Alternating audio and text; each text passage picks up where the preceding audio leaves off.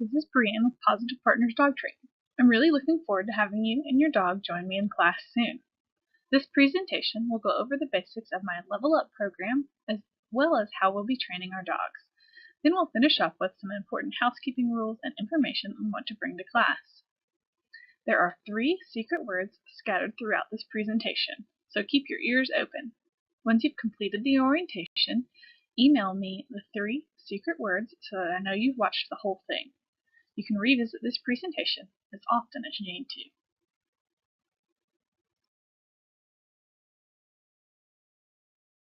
What is Level Up? Level Up is an innovative new way of teaching group classes. Group classes are traditionally taught in 7-week blocks, with each class meeting building on the week before. The Levels program consists of 4 skill levels. Each level introduces new skills to your dog while continuing to practice previous skills with more and more distractions. Although each level has specific skill requirements which must be met prior to moving on to the next level, you and your dog progress through the levels at your own pace.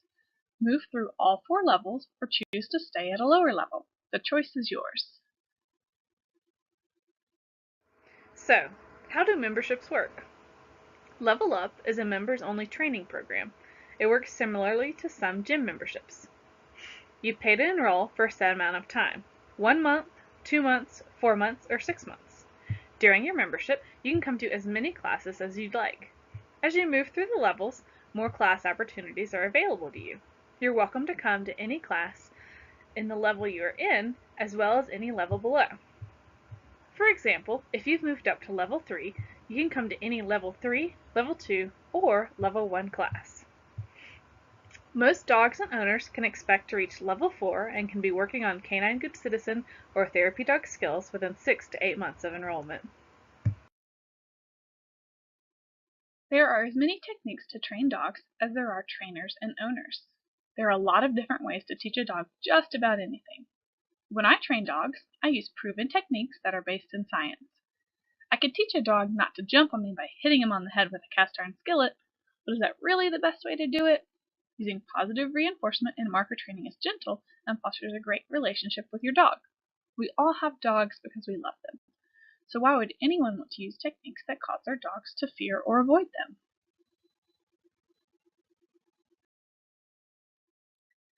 In February 2004, a paper published in the Journal of Animal Welfare by Ellie Hibby and colleagues at the University of Bristol compared the relative effectiveness of positive and punitive methods of dog training.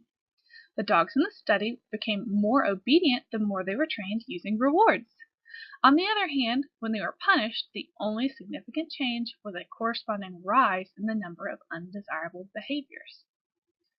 A series of more recent papers support veterinary behaviorist Dr. Nicholas Dodman's theory that punishment increases stress, leading to increased aggression in dogs. A study published in the October 2008 issue of Journal of Veterinary Behavior found that positive reinforcement led to the lowest average scores for fear and anxious attention-seeking behavior, while aggression scores were higher in dogs of owners who used punishment. Now, I won't beat you over the head with why we won't be using physical corrections, forcing our dogs to do things, or trying to intimidate them. I'm happy to discuss it in person if you have questions, though. Just know that using positive, force-free, and gentle techniques actually works better and your dog remembers the training longer. Principles of positive reinforcement training. And your first secret word. Your first secret word is Doberman. Again, your first secret word is Doberman.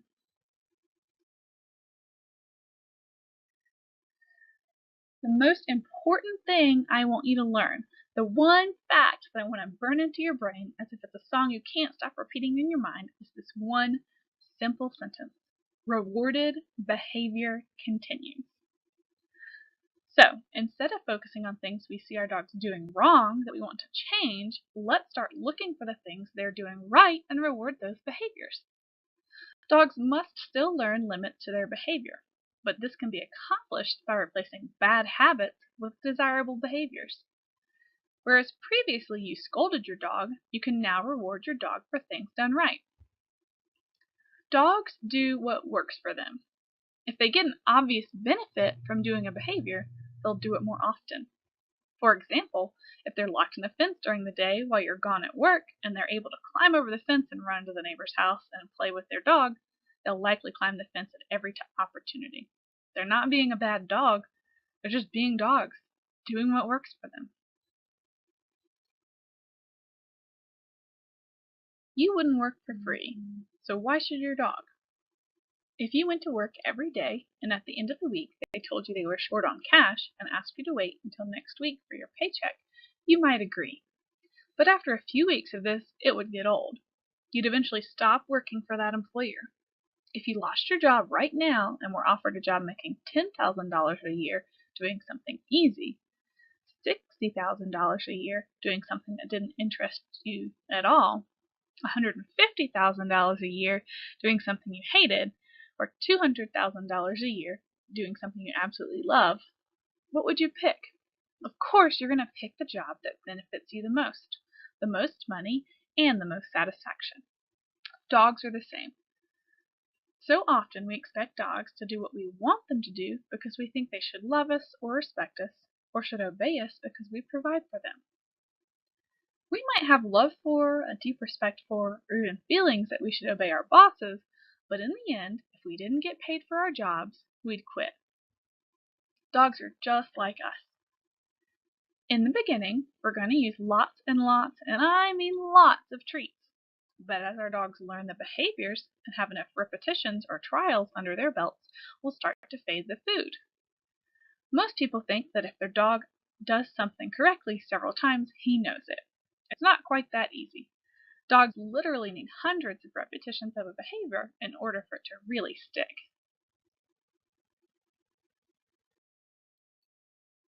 Positive reinforcement training uses anything your dog enjoys to reward good behaviors. Just because you think those expensive new treats you bought your dog should make his eyes roll back in his head when he eats them doesn't necessarily mean he'll think that way. Maybe he likes meatballs better. Every dog decides what is rewarding for them, and it can change at any time. Even though your dog may love meatballs most of the time, if he sees the opportunity to play with a buddy, he may turn his nose up at the meatballs and choose to play instead. What this means for you is that you have to get a better meatball. You need to find another reward that trumps the desire to play with the other dog, or you can use the reward of getting to play with the other dog to your advantage. For example, ask your dog to sit quietly for a moment and then allow him to play with the other dog. A reward can be petting, verbal praise, throwing a ball, playing frisbee or tug, the opportunity to chase you, sniffing the grass, going for a ride in the car, food, treats, getting on the furniture, or swimming. The list is really limitless. Whatever your dog likes can be used as a reward. And what is rewarding for one dog can be punishing for another. The dog decides what is rewarding. Some dogs love a good ear scratch. Other dogs might prefer if you just kept your hands to yourself. This doesn't mean there's anything wrong with them or that they're bad dogs. They just don't like it. So, how do dogs learn? And it is time for your second secret word. Your second secret word is sunshine. Your second secret word is sunshine. Dogs learn by association, and all dogs, humans, and every other critter there is learns this way. Although dogs' brains are very similar to ours in many ways, they don't learn in exactly the same way we do. We learn well by reading, listening, or observing and making connections. Dogs associate events and learn from experiences. For example, if you get your dog's leash, hook her up, and take her out for a nice walk every day, eventually your dog will associate the leash with good things and get excited when she sees it. If you only get the leash out to hook her up to go to the vet and she gets carsick on the way, eventually you'll have a dog that hides or cowers when she sees the leash because she associates it with unpleasant things. Learning is a process that results in the dog recognizing relationships between events and then changing its behavior based on the consequences. The better the consequence, the more likely the behavior is to occur again and again. Dogs live in a world of cost-benefit analysis. We need to remember that in order for our dogs to understand the verbal cues we give them, we have to teach them, by association, what those words mean. Get off the bed means nothing to your dog unless you've properly and systematically trained her what it means. If you take the time and train her to get off the bed with the word off attached to it, then she'll understand. Lots of people say, my dog doesn't listen to me. One of the reasons dogs don't seem to listen to people is that they really don't know what those words that you're spewing at them actually mean. Dogs are very contextual. Remember, they learn by association. And if you taught your dog to sit in front of you in the kitchen, she may not understand how to sit beside you in the living room. Dogs watch our body language and other visual cues in the environment. The last thing they associate with a behavior is a verbal cue. They're not a verbal species. In order for our dogs to truly understand the verbal cues we give them, we must train those cues over and over again. Hundreds, and I mean hundreds of repetitions in different places and circumstances and with differing levels of distraction before they truly understand what we're saying.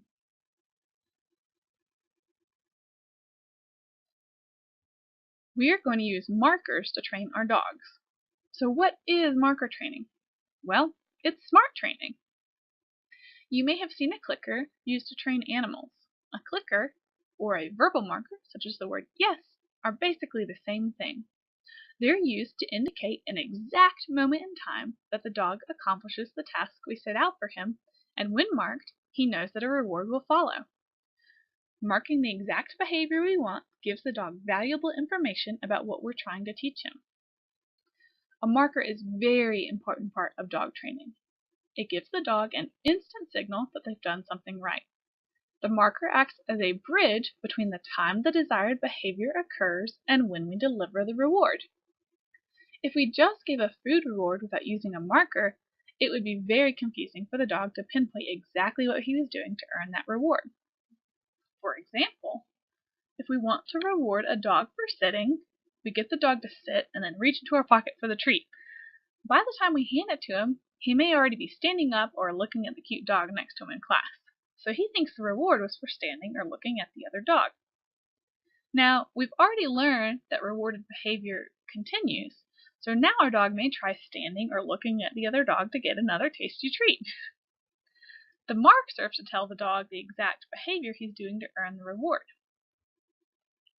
So, in the same example, if we're trying to teach our dog to sit and we're using a marker like yes, we can lure our dog to sit, and as soon as his hiney hits the ground, we can say yes, and then give him a treat. The yes says, I want you to continue to put your hiney on the ground just like you did, and it bridges the gap between the time it takes us to get the treat to them. Using a marker to establish new behaviors turns gray areas into black and white for your dog. Think of the marker as a shutter button on a camera. The moment your dog offers a behavior you want, you use the marker to take a picture. A marker is usually a sound, however deaf animals can be trained with a flash of light or laser pointer. Fish are often trained with a flash of light from a small pin light. Marine mammal trainers use whistles. Most often, dog trainers and pet owners use a clicker or their own voice. You can try a clicker if you want, or simply use your voice as a verbal marker. There are advantages to each. You have your voice with you all the time and can mark behavior in any situation, but the click gets to the dog's brain more clearly.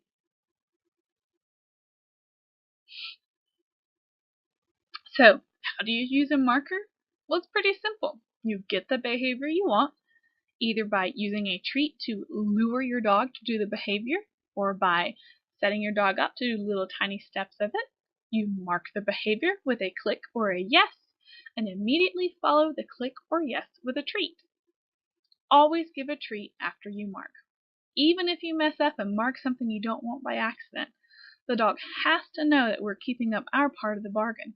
One reward for every mark. If you don't reward each and every time you mark a behavior, your marker will lose its power and become meaningless to the dog. some final tips. Every day counts.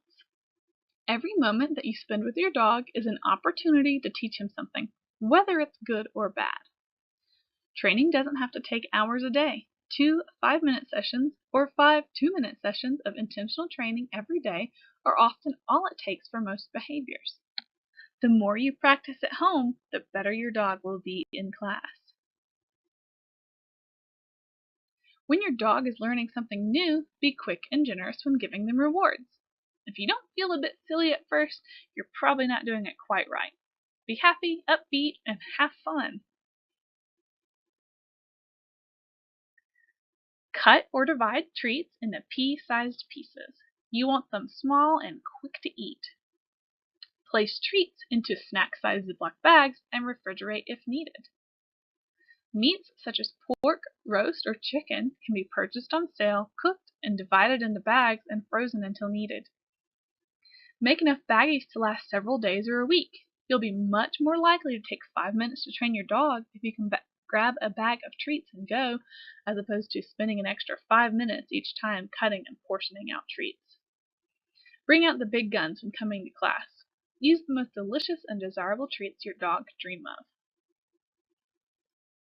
Keep your dog hungry. When training, you can use your dog's meals as treats. Dry kibble can be a great treat if your dog finds it interesting enough. I use kibble at home all the time, but if I'm training in a distracting environment, I up the ante a bit. Cut back on your dog's meals and use that food for training treats. Overweight dogs are less likely to be motivated by food, so for the sake of their health and their training, keep them at a desirable weight.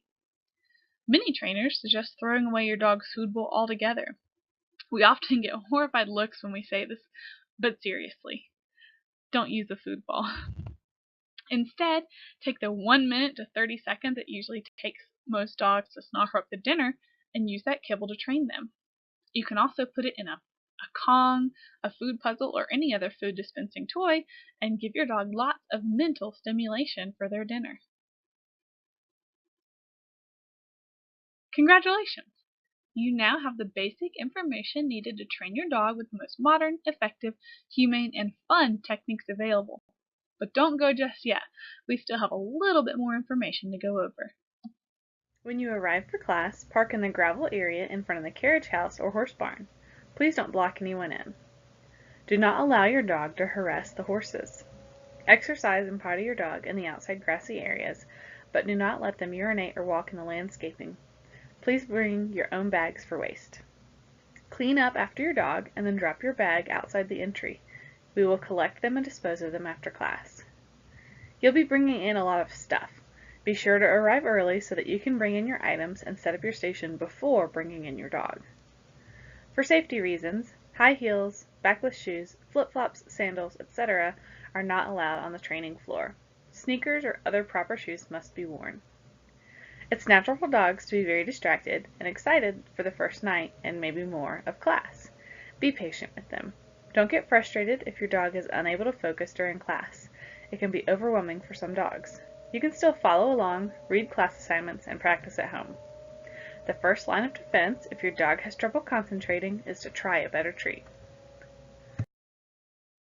Please do not allow dog-to-dog interactions or meet and greets between dogs before, during, or after class.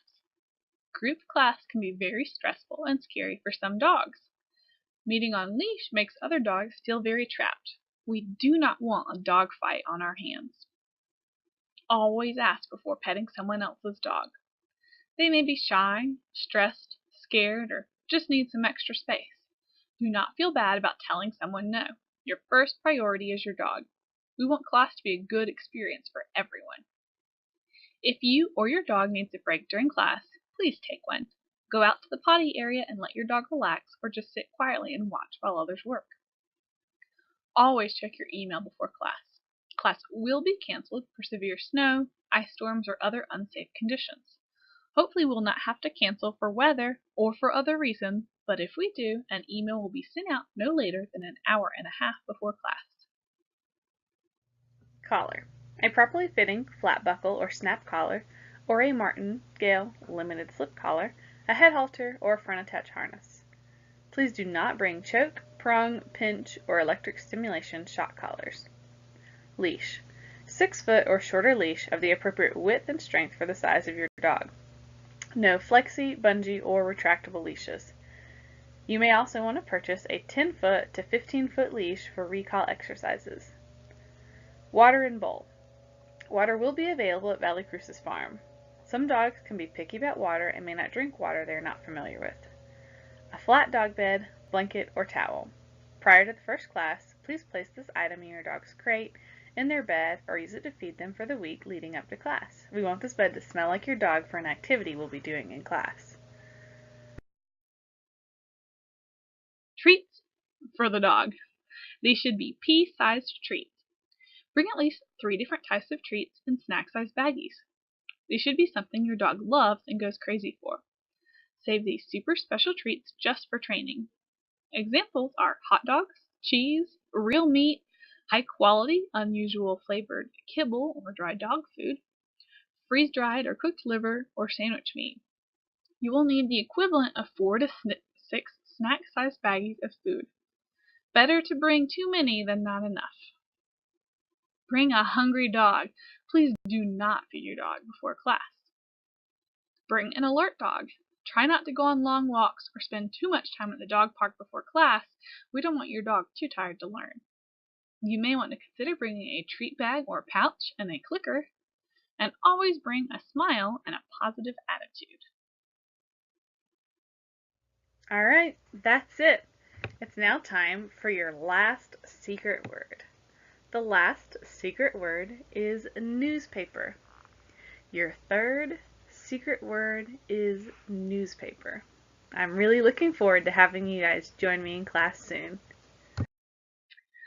Thank you so much for choosing to train with me in our Level Up program. If you have any questions, you can reach me via email, brianne@positivepartnersdogtraining.com, or you can use the Get in Touch page at my website, positivepartnersdogtraining.com. I look forward to seeing you in class soon.